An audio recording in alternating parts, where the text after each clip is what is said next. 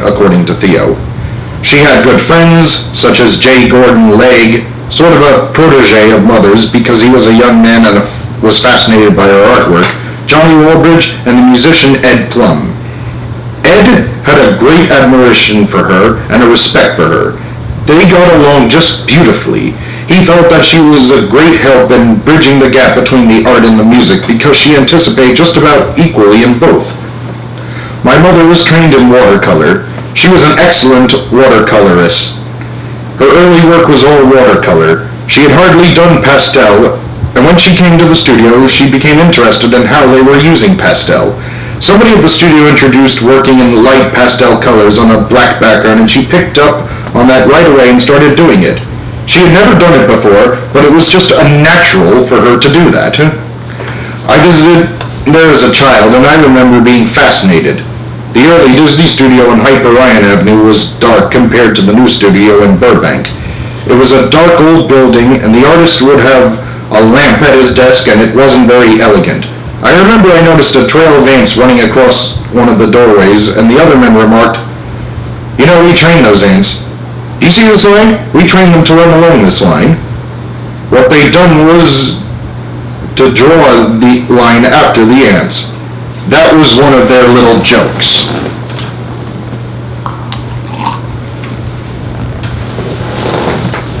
But despite the fun and creative environment, even for a workaholic like Sylvia, the pace was grueling, especially with 2 kids at home to raise. Sylvia's letters to her brother-in-law, Glenn, from that period are little time capsules that help us look over her shoulder, partaking in her happiness and frustrations, as in this one dated May 3rd, 1939. Apologies for the bad typing, but as usual it is late at night and I am very sleepy. We've had a lecture at the studio every night for the last fortnight. That means 2 weeks. And it is beginning to tell. You wrong us when you malign the studio's way of administering the monthly insult. As a matter of fact, we have a very large and impressive pay office, complete with hard-headed cashiers, clean-cut clerks, and gorgeous stenographers, and headed by a majestic paymaster. Did you know that Walt has about 1,000 personnel at the studio now? But a raise is a different thing, and has to be okayed by all the people working directly in line between you and Walt, so to speak. Half of whom in my case are away in Philadelphia to record the music for Fantasia. We have a deadline set for our second Leica reel, a sort of storyboard on film, next Saturday week, and it will probably take another week or so to get it photographed in Technicolor and blooped. Lovely word, which means getting it set to the soundtrack. I'd rather think that Walt is waiting to get all the units who are working on his concert feature lined up with their Leica reels in about 3 weeks and will then consider raises according to results. Mine is overdue, but I am torn with indecision whether to mention it now and try to make sure of it before Walt sees the Leica reel. After all, he may not like them, or whether to wait and chance his being very pleased and raising me higher than would fall to me in the ordinary routine. A delicate question. The irregularity, lack of exact dates, etc., cannot be helped in this business, as it is impossible to guess how long a given piece of story work will take. Each problem is a new one, and Walt always goes on at it until he is completely satisfied. It may take a month, or a year. Similarly, I suppose they hadn't any idea how long it would take them, and Stokey, the conductor of the orchestra, Leopold Stokowski, to make a soundtrack in Philadelphia that would satisfy Walt. So naturally, they didn't think about my raise before they went. But just the same, if nothing happens when the Leica reels are done, I'm going to get a little bit sore about it, and hope that that will start the wheels turning.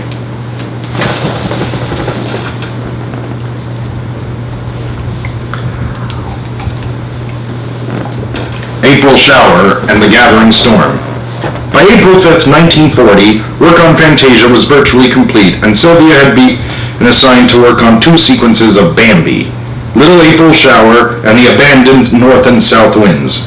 She wrote to Glenn on the following: "Here I am in the middle of timing 400 feet of the next but one picture to Pinocchio, the story of Bambi the deer, preparatory to making a soundtrack of it this afternoon.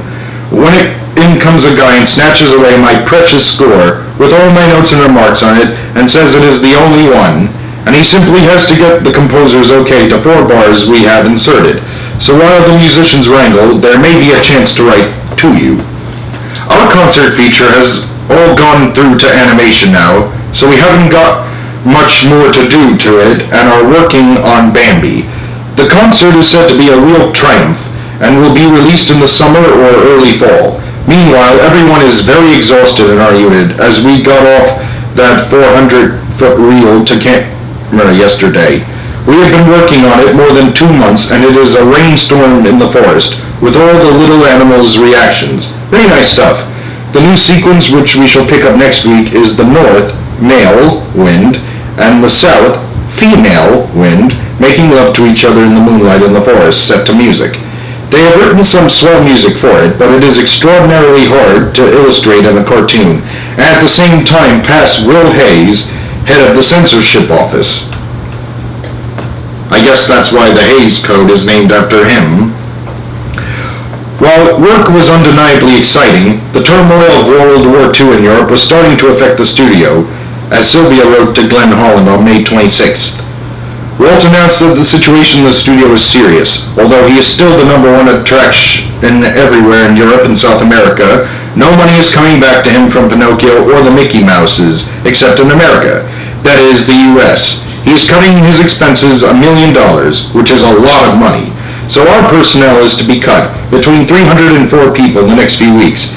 It has begun already, and last week the axe fell on about 25, and this Saturday 50 people were released. What makes it nerve-wracking is that the people who are being canned are simply those who are not working on anything vital at the moment, more or less regardless of ability. I know they like my work all right, but most of the stuff we have been working on are expensive luxury items. Concert feature effects, etc., etc., which will probably be cut out on account of cost. I'm working on the Bambi raindrop sequence now, which will also probably be cut out, so that I am just as likely to go as the next one. And every other studio will be in the same position, so that there will be practically no chance of finding another artist's job. About the salary, well, we got our raises just in time. No one will get any anymore, but it was so much of an occasion after all. I got $25, and the others, Kurt Perkins and Ethel Kulzar, got $10 each, which was pretty nice. In reality, Sylvia had no reason to worry yet. A few days before she mailed this letter, on May 14th, a seminal story meeting had been held, headed by Walt, in order to define the sequences that would have be developed in order to produce a sequel to Fantasia. Sylvia was about to be busier than ever. On July 22nd, 1940, she wrote to Glenn again. The fear of being fired has somewhat diminished for me for the moment, as I have just put over a job of work for Walt with a big bang, Debussy's Clair de Lune. Get my vacation next Monday and have Sibelius' Tuonela waiting for me when I get back. The concert feature will be released soon, and it is very ironic to think that all one's work went into that so that they would be able to see it in England, and so that my family would get the fun out of it, and now it will probably never be released there. It is a beautiful thing. 2 ballets and a swan. Mother found herself fascinated with the story of the swan, which escorts the souls of the dead along the underground river of the next world, recalled Theo. This suited her to a T. She had always had a fascination for ghosts and in humor. She and her brother Robin and sister Ida used to enjoy the lugubrious, never to the point of any harm being done. There were ghost stories in the family. During the second semester of 1940, Sylvia was hard at work on 4 major musical projects.